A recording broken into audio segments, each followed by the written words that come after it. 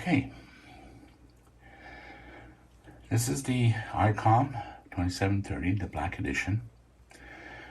I have finished programming it and using the ICOM software, the CS-2730. It's free. I also have the RT system. The only reason I got that is because I needed the cable, because the old ICOM cable no longer worked with Windows 10. I could see why people were complaining about the CS-2730. It's kind of quirky, but you can get it to work properly. I think I worked around the quirkiness. Maybe that's the name for it. I found the same issue with the RT system, the 2730. So I'm not going to say one is better than the other. If you can get the free software, the CS-2730, working to your delight, why pay? Otherwise, you can buy any software you want. The first thing, of course, you have to do is decide on the frequencies that you want and what group you want. The ID-2730 has 10 groups, and you also have 26 band programming. So you can program small segments or large segments of any part of the band, whether it be the receive only or the ham bands. So it gives you a little bit of flexibility. Now I will set up and have it showing on my MacBook. I'm using the MacBook, the Intel version, running Windows 10. Okay, let me set up. Okay, I try not to move the camera. Okay, this is the CS-2730, the latest version. Now, when you first open this up, this is what you're going to see, okay? And it'll be all empty.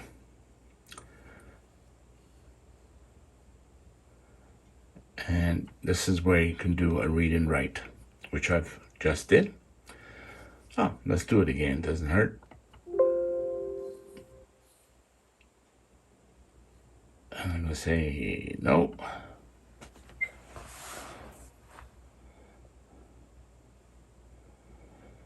And it's saying clone out on the radio. Okay, so this is what you'll see when you read it. Regardless of what you do have in the radio, you can replace it. Now, if you were to create a CSV file, you download it either from Chirp or even from Repeater Book, even though technically they don't support it, but it's easy enough to convert it. With my database, it doesn't matter where I get my source, I can do all the necessary changes to match. One thing I've noticed, there is a field, channel number, I think it's called, and whether I use RT System or the ICOM or export, it's blank. There's nothing there. And if I put a letter in there or a number in there, I did that to find out what this particular field is all about. It says an error. So obviously it's a field that's not yet operational. I assume they're doing some updates. So just ignore it if it's blank. Now, if you were to create a CSV file with, say, 800 stations, and you do an import selecting 0 to 99, the first 100 stations will get imported, the rest will be thrown out.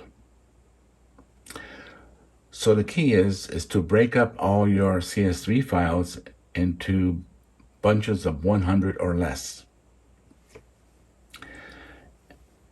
And I created 10 bunches, if you want to call it, or 10 groups.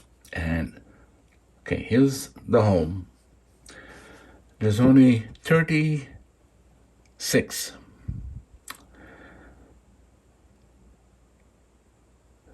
It says 35, but there's a 0 there, so it's 36, counting the 0. What I would do is select this. I go to File, Import. It's going to go down to my time machine, so it takes a bit of time, because it's remote. Oh, I gotta move out of there by the looks of it.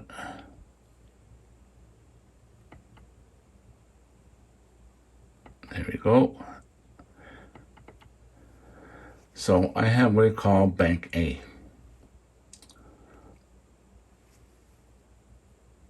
I open this. It will replace just this. Okay. Still my 36, no problem. I know some people would put in 99, and the ones they don't really want to use would be just blank, whole bunch of commas. And I know this RT system does the same thing. If you do it this way, you don't have to. There's a couple of quirks, if you want to call it. If you notice on the last display, it said it corrected something.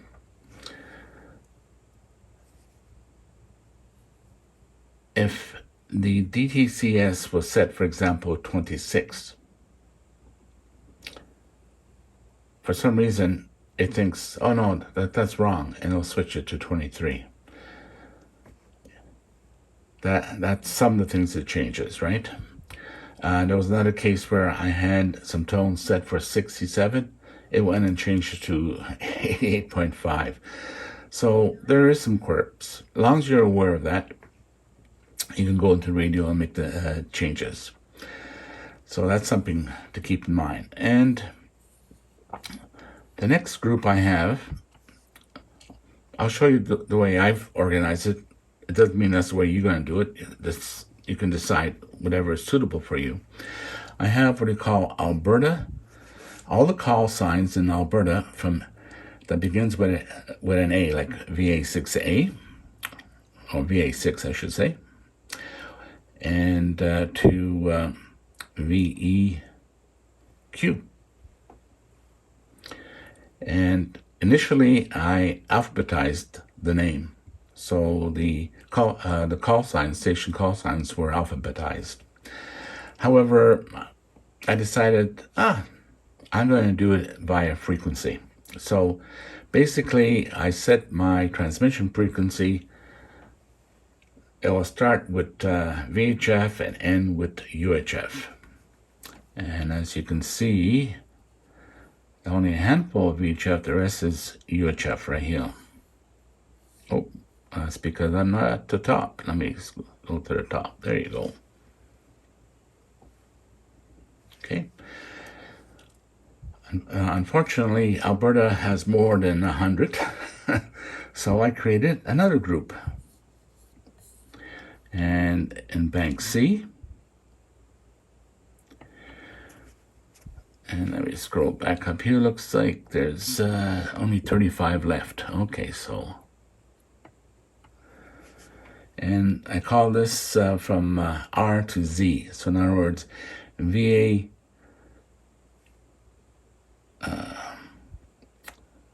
I guess it's VA6R. And apparently there's none of any A's. It's a VE6.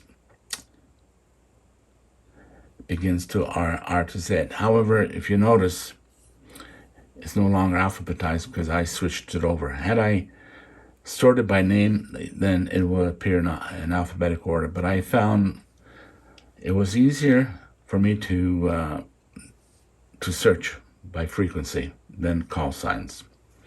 Seems to be easier to remember certain repeaters by their frequency. Okay, so that takes care of Alberta. Now I do travel a little bit, and I have the Bank D, and this has British Columbia, or BC. Again, A to I. BC has way more repeaters. And so I had to use 4 groups. A D, then an E, KR, and then RR.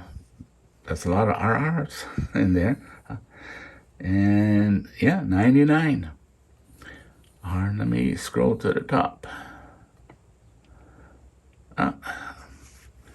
Okay, I guess I decided to fill in a couple blanks there with some T's. But anyways, it works.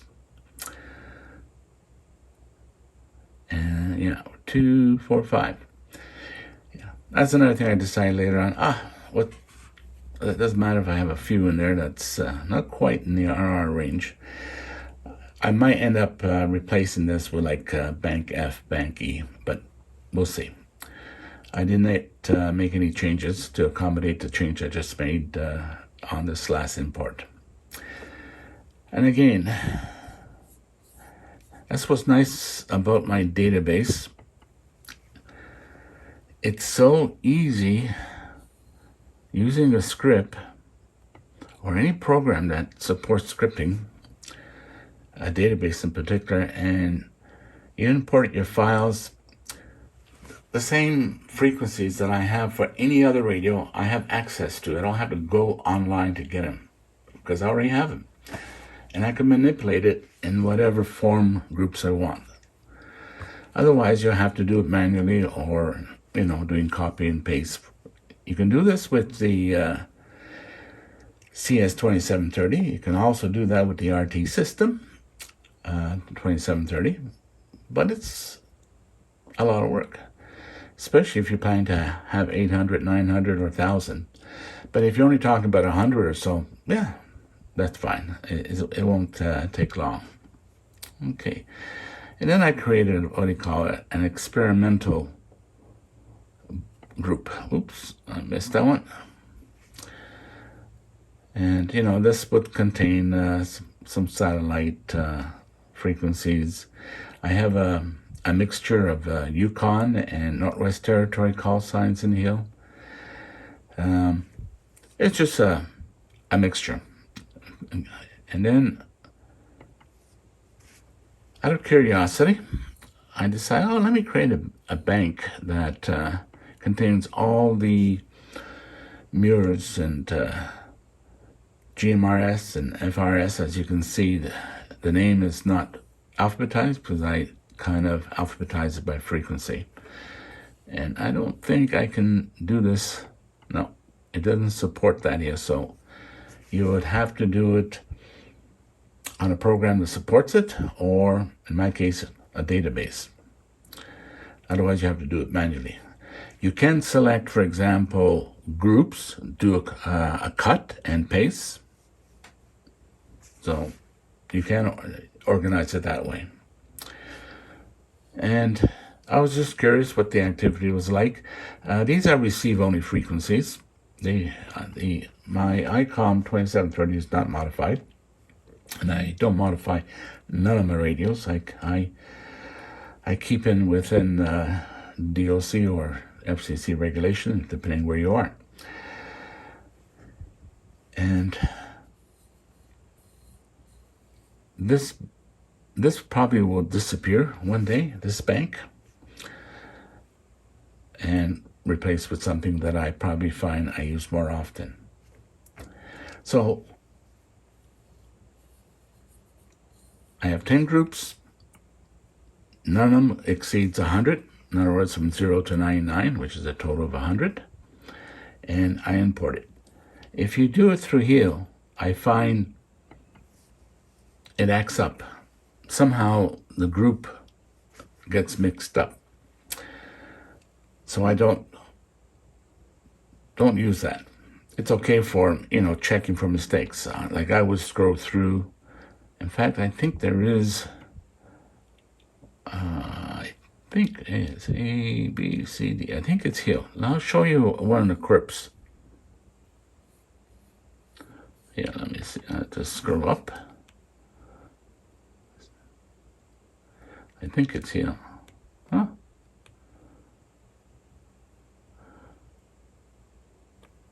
Let me go back one. I thought it was in the 300 group.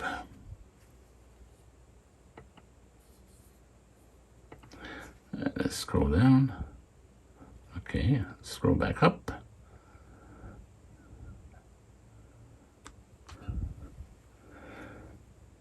Okay. Oops, let me go here. That's interesting. I guess my reading it back from the radio. What happened, I had about 4 or 5 D groups in the middle of the F groups in this page. And yet it looked perfect in my bank channel. And I still wrote to the radio, and then I verified it was perfect the way I originally have it, even though it wasn't perfect on the screen. And of course, since then, I've did a read, as you were aware of, and I guess it fixed the problem. It read properly this time. It almost seems like there is some memory leaks or something in this program, and it doesn't clear it. One way I fixed it, like I had, for example, more than 36 or a whole bunch of other frequencies. So what I did is I did a select all. In this case, you have to kind of go like this. And I selected the whole band, and then I did a delete, and then I did an import. So if something like that happens to you, that's the fix. There you go. So it's quick and easy. The biggest part is creating your CSV files and deciding on the groups. You can do that with any text editor or spreadsheet, for example. Yeah, spreadsheet would be great. And if you don't want to use a database, or if you got good eyes, increase the font. You can create simple CSV text files. Do your copy and paste, group it the way you want it.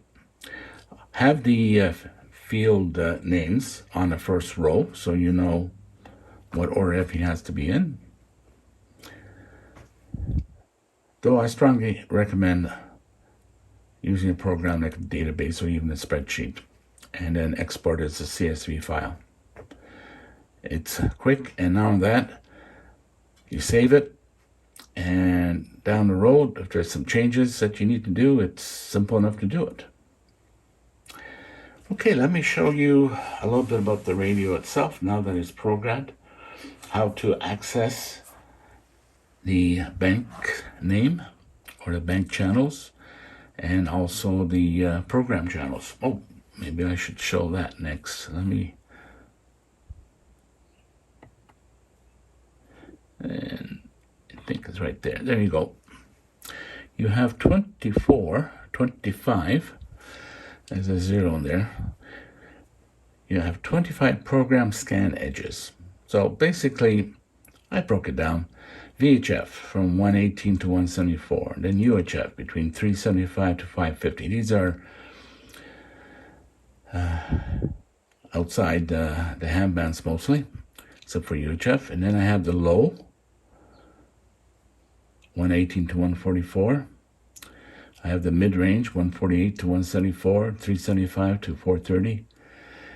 And then the 2 meter band, if I want to just scan the whole 2 meter band, or the 70 centimeter band, or I want to scan just the GMR and FRS stations. That's how you do it. And then whatever mode you want to scan and what steps, 12.5, 25, or 5K. So you can create 24 groups. And I'll show you how quick it is to access that so you can do the scan. And you have the ability to make any changes to your radio. The only thing, I made a couple of changes. I think I reduced the beep level, and I thought 5 was still too loud. Oops. I thought there was a pop-up. I guess there isn't. Okay, let's go 3. Beep level. And for RF power, I set mid instead of low or high. It's quick enough to make the changes on the radio.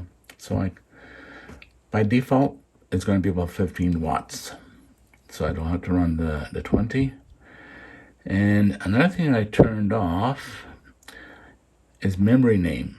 If you put her on, then you get the call sign showing up.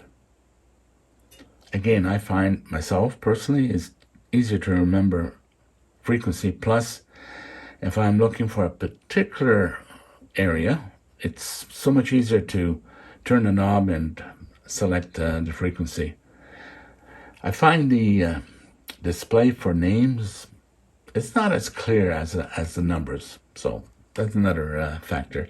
It's almost like it's a narrow font. Okay, so I have that off, and I haven't played with this. This is all the same. Power save is off. Just checking if I made any other changes. Oops, let me scroll up. Okay. Auto repeat, by default, I believe it's on. So when it does scan, it will scan the input even. And what else do we have here? During receive standby, ban and bank, monitor, I haven't played with those at all. Bluetooth, I don't have Bluetooth. Unless you're using a headset, don't waste your money on the Bluetooth, because as far as I know, the radio does not support anything else but the Bluetooth module. I'm not aware of it working on anything else. I have to verify that. So if anyone has a Bluetooth module and it does more than the headset, I would appreciate the comments.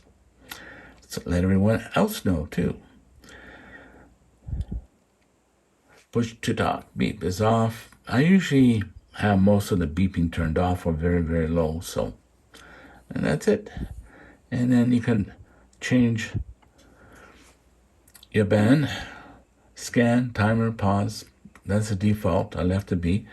Bank link, A to J, you want to have all that in. If, for example, you only have 2 or 3 banks and you don't want to be bothered seeing the other banks, you can remove it by deleting the J, I, H, and so forth. And I don't like using the alert modes for anything, even for priority, because you get that clicking back and forth. I just prefer to have a dedicated band for that stuff and then do the scanning. Okay, what else is left? I think that's a call chime. Yeah, my call sign. Default, there you go. Okay. And once you have it, go and do a save. I'm going to say save. I have a very slow time capsule remote, so it takes a little while for it to show up. And I will say 2730 and hit save. I have it saved, but I'll do it again. There you go. If for some reason you want a copy of all this, you can go in to File, hit Print. You can select the current sheet or all. All will do everything. I'll show you that. And memory channel, okay, I'll say all, go. It's a PDF. I'm saving it as a PDF. So, and I'll go landscape. Okay. There you go. So you save as a PDF. There's 52 pages there. So as you can see,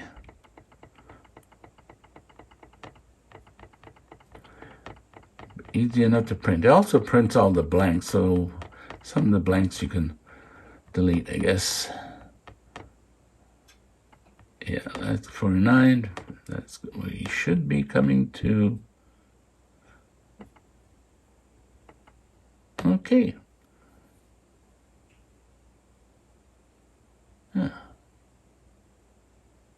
62.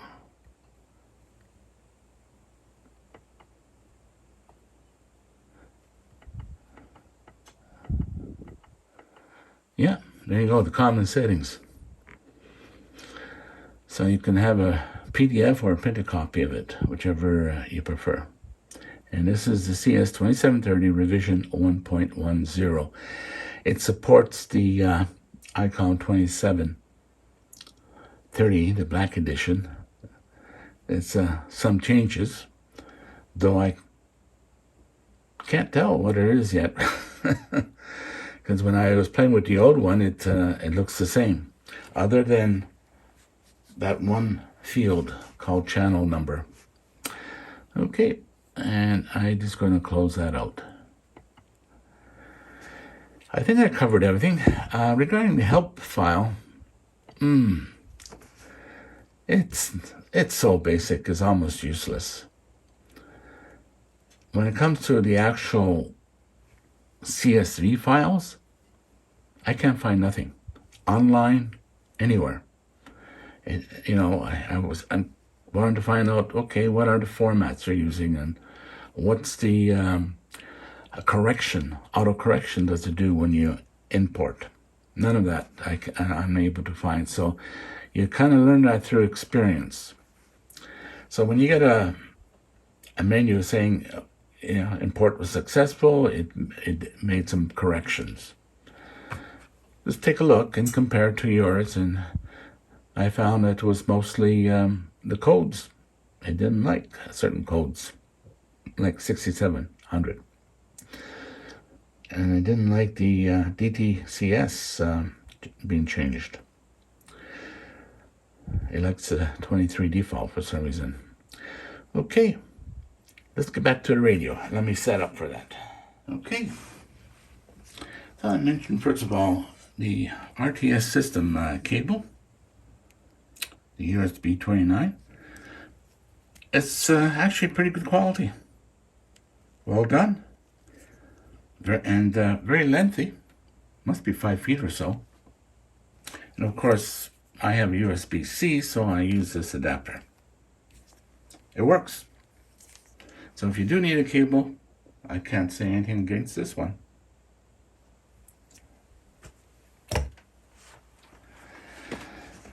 And this is the microphone. I can switch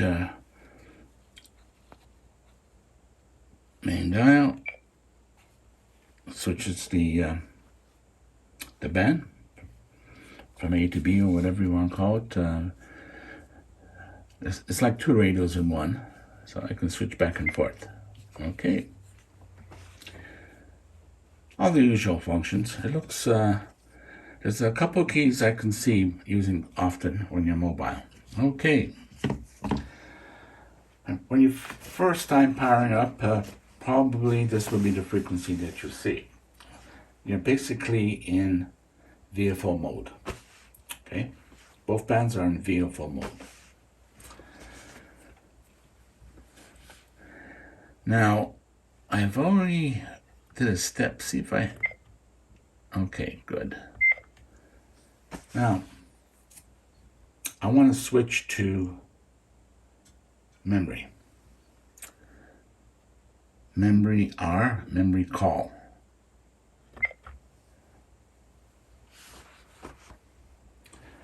The interesting thing about this, initially you won't see that. You then have to hit this, the band, the main band. Let me see if I can reset this somehow. Yeah. Okay, I think that's reset. No, it isn't. Can't demonstrate this. Initially, I had to go into weather and then hold the band switch for about 2 seconds. Oops. Yeah. Now that I got a program, I can't seem to do it. I would have to probably do a reset. Anyways, I will give you the step. assuming you're in VFO mode and you want to get into band, when you hit this and nothing happens, or you hold it for 2 seconds, nothing happens, then you need to, you need to hit that, then you hold this for 2 seconds, and then it switches to memory, but we're already there. Oh, too bad. The instructions are there in the manual, so if you're into problem, and once it's set up, that's great. So, okay,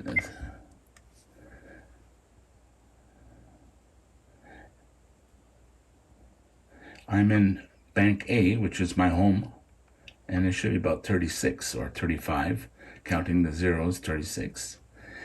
And if I want to switch,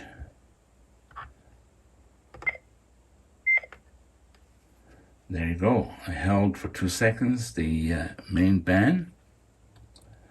There's my Alberta, first part. Second part of Alberta, BC, my code, GMRS, my commercial. Okay. I'm thinking maybe I should try it on this band. Okay, let's see what happens here.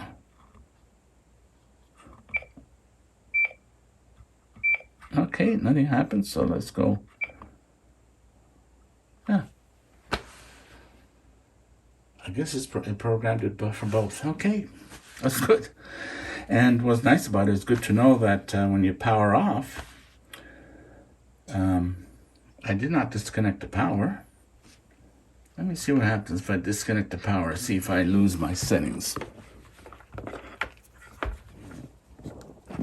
There we go. Wait for a few seconds. Okay, let's plug it in. These are things you need to know anyways.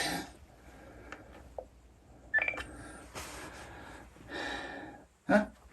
I guess it has battery backup. So there you go. That's good.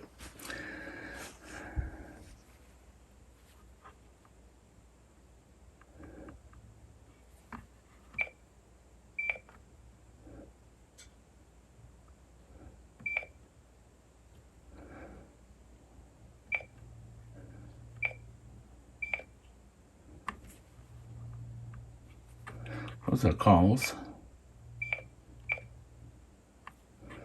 Okay.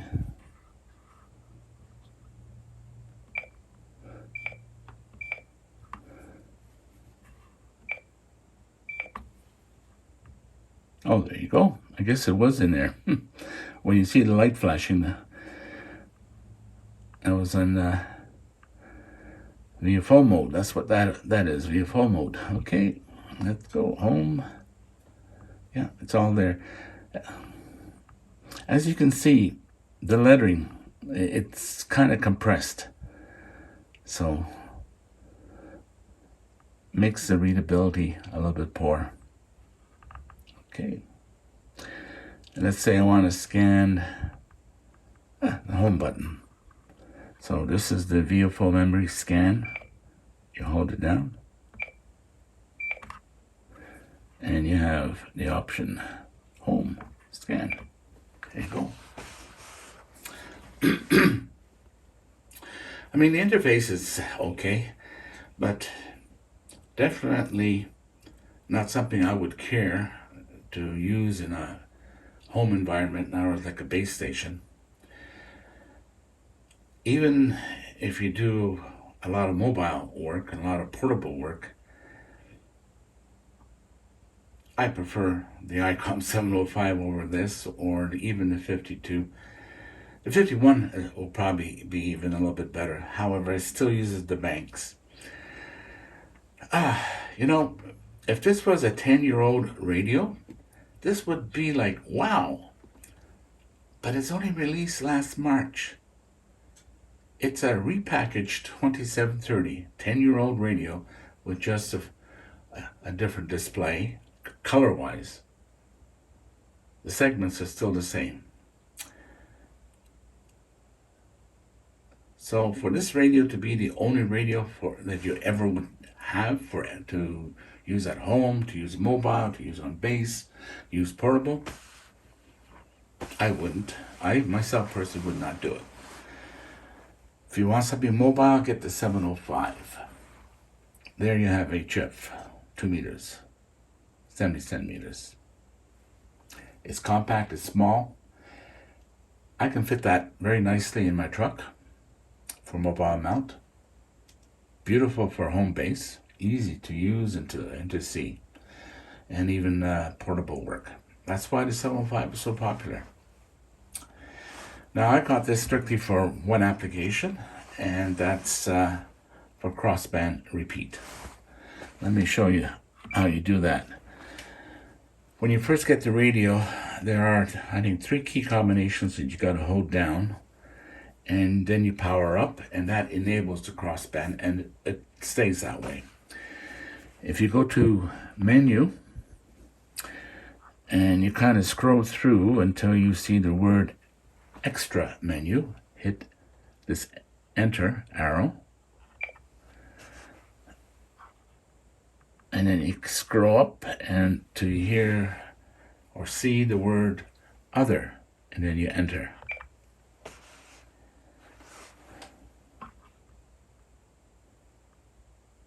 And then repeater.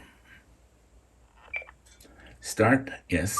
Oh, sorry about that. The reason why it didn't work is because you have to have one band on VHF and one on UHF. So they were both on VHF. That's why it wouldn't allow me. Okay, so now I selected that. Let's go to menu. Extended menu, you have to scroll to. Oops. You hit the wrong key here. Others, again, you just have to kind of search for the word others, which is towards the far end. Hit enter. Repeater, yes. Start, yes. Start, no, yes. You gotta say yes. Enter. And then you have RPT1, RPT. Let's see if it works. Where's my radio?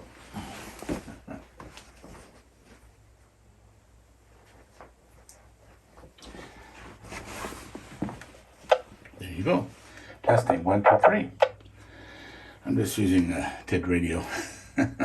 It works. And 1, 2, 3. 1, 2, 3.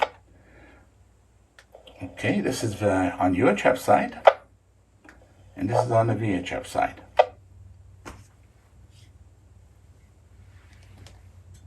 So, of course, I have the proper antennas for using this. Ground plane mount on top of, for example, my RV. The RV ladder with the ground plane that I have shown on my previous videos. And if there's a particular repeater I want to monitor, I just set the frequencies accordingly. And I'll be able to access it if I want to, up to 50 watts and with an antenna. And just using 1/10 of a watt. So that's the main reason for it. It's great for emergency setup. You can say it's almost like a personal repeater. And I have it set up so the ones I got programmed, it has tones. So this way, if some noise comes through or someone that happened to go on the frequency in there, they won't get repeated. So unless they know the frequencies, and that's the reason why I was playing with all the different codes to see which one would work the best. As you know, for what I'm having in mind, it's perfect. I was looking at the 5100. It has a better display in that it has more information. It's just the readability might be a problem, being all white. Plus, you're talking about what, $300-400 more? So those were the factors I took into consideration.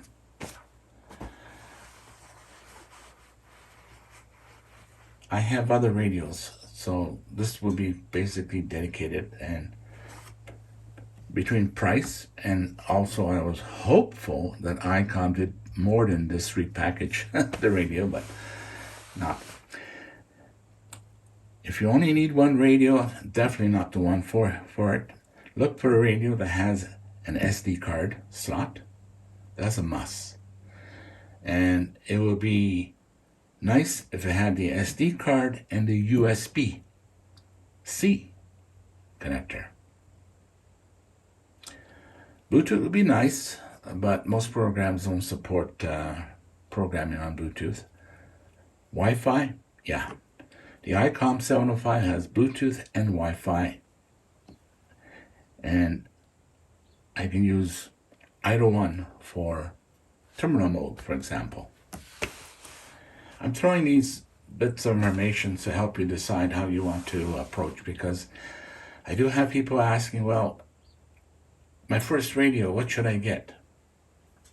Well, hopefully I gave you some information. Or you have radios that you're happy with, but you have a particular application, like in my case, a personal repeater. Not designed for full-time use necessarily, but you can. And my trailer, of course, off-grid, I have solar panels, solar power, 600, 700 amps of battery. I can run a long time. And of course, it gets charged. Even my truck has a solar panel. I have a diesel truck, 200 watt solar panel. It keeps, even wintertime, as long as I keep the snow off, it tops off my battery. Because when I'm starting my truck in cold weather, it draws 200 amps from the battery. And if you're taking a few short trips, you have a dead battery. This way, it's parked, for example, at work, has all day to charge up, and you have a fully charged battery when you head home. So, summertime, I could set this up and leave it in my truck as a repeater if I didn't want, for example, to use the trailer. And I won't have to worry about draining my battery. With two batteries, two 900 amp AGM batteries, and 200 watts of solar, basically you probably have about 10 amps of charging. Should be good. And especially if you just run mid-power, like 15 watts. If this info was great, I appreciate thumbs up, and also please subscribe if you haven't. Depending on the response determines whether I will continue on. So I have lots more yet to go. I'm going to show you how the RT system works on the ICOM 2730 and compare it to the CS-2730. If I had to choose between the two of them, I would use the CS-2030 because it works for me perfectly. The only disadvantage, I have to boot up in Windows 10 on my Mac. The RT system is the Mac version, the one I have. And I haven't really played with it that much yet. I have found a few inconsistencies, if you want to call it, which I'll show, and workarounds, just like on the ICOM software. It's nice when I don't have access to the Windows machine or OS, and I can reprogram just by plugging in to my Mac OS. I think I said it once before. Have a nice day. Take care. Okay, I'm just quickly showing my database, FileMaker Pro. Still using the 17 version, which I purchased originally. I tested the newer ones. Nah, buggy. So this works. And I have actually set up one for RT systems. It's not following the standard that's found with the IC-2730. I'll explain that when I do the review on the RT system. Bank 1, you know, if I want, right now it's set in frequencies. I can set it by name and save it that way.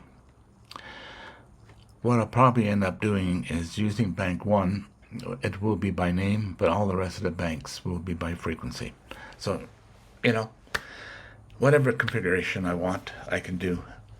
And I hit export files, and it will export each file as a separate bank, ready for me to import it into my ICOM CS-2730.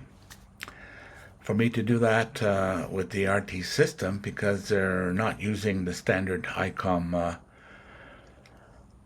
software. In fact, I can show it to you right here. Let me see if I have. There you go. It has receive, transmit, totally different. Totally different, as you can see. Okay, let's get back to the purpose of this video. Have a nice day.